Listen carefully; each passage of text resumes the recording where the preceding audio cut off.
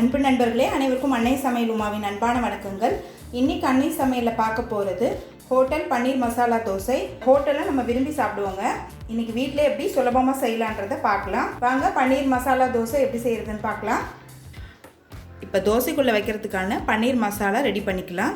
இப்போ 1 table spoon butter சேர்த்துக்கலாம். நீங்கள் விருப்பப்பட்டீங்கன்னா எண்ணெயிலே கூட பண்ணலாம்.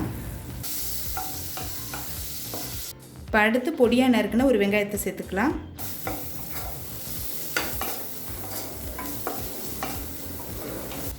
அடுத்து பொடியாக நறுக்குன ஒரு பச்சை மிளகாய், 1 டீஸ்பூன் இஞ்சி பூண்டு விழுது,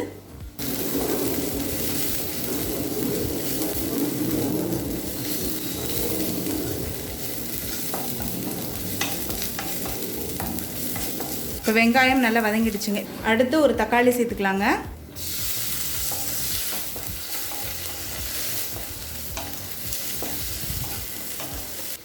தேவையான அளவு உப்பு.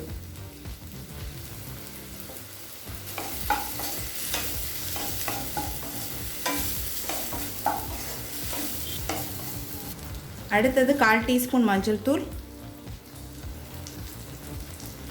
1 டீஸ்பூன் மிளகாய் தூள், 1/2 டீஸ்பூன் காஷ்மீரி மிளகாய் தூள். இது கலருக்காக தாங்க சேர்க்குறேன். நீங்கள் விருப்பப்பட்டால் சேர்த்துக்கலாம், இல்லைனா வேண்டாம். 1/2 டீஸ்பூன் தனியாத்தூள், 1/2 டீஸ்பூன் கரம் மசாலா. 1 நிமிஷம் வரைக்கும் நல்லா வதக்கிக்கோங்க. இப்போ 1/2 கப் பன்னீரை உதுத்து விட்டு சேர்த்துக்கலாங்க.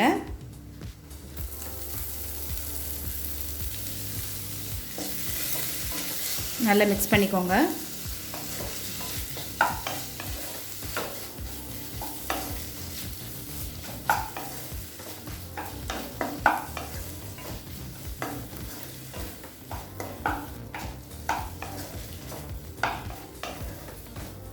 இப்போ பன்னீர் சேர்த்துட்டு நல்லா வதக்கியாச்சுங்க. கொஞ்சமாக கொத்தமல்லி சேர்த்துக்கலாம். இப்போ பன்னீர் மசாலா ரெடி ஆகிடுச்சுங்க. அடுத்து தோசை ஊற்றிடலாம். இப்போ தோசைக்கல் சூடாகிடுச்சுங்க. நம்ம தோசை ஊற்றிடலாம்.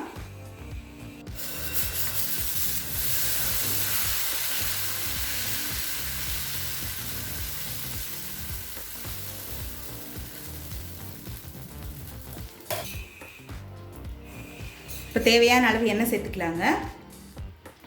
நீங்கள் விருப்பப்பட்டீங்கன்னா பட்டர் கூட சேர்த்துக்கலாம், அப்படி இல்லைன்னா நெய் கூட சேர்த்துக்கலாம். வெந்த பிறகு தாங்க நம்ம மசாலா சேர்க்கணும்.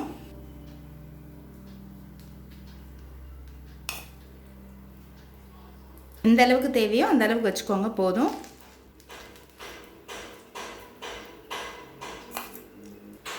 இது மேலே கொஞ்சமாக நம்ம பட்டர் சேர்த்துக்கலாங்க. இப்போ தோசை நல்லா கிறிஸ்பாகிடுச்சுங்க. இப்போ மெதுவாக எடுத்து அப்படியே மடித்து விட்டுக்கலாம்.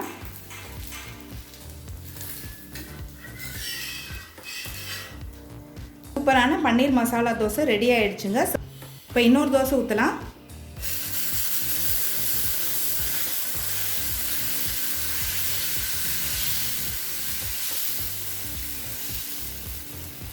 கொஞ்சமாக எண்ணெய் சேர்த்துக்கலாங்க. இப்போ மாவு மேலே வெந்துருச்சு. இப்போ பன்னீரை சேர்த்துக்கலாம். இது இந்த ஓரமாக மட்டும் வச்சுருங்க. இது மாதிரி ஓரமாக வச்சுருங்க. இதை அப்படியே சுற்றிக்கலாங்க.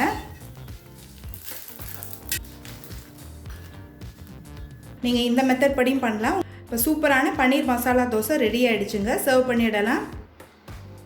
இப்போ சுவையான ஹோட்டல் பன்னீர் மசாலா தோசை ரெடி ஆகிடுச்சு. ரெசிபியை ட்ரை பண்ணி பாருங்கள், கண்டிப்பாக உங்களுக்கே பிடிக்கும். ரெசிபி பிடிச்சிருந்ததுன்னா வீடியோவை லைக் பண்ணுங்கள், கமெண்ட் பண்ணுங்கள், ஷேர் பண்ணுங்கள். இது வரைக்கும் அன்னை சமையல் சேனலை சப்ஸ்கிரைப் பண்ணலைன்னா சப்ஸ்கிரைப் பண்ணுங்கள். தேங்க்யூ.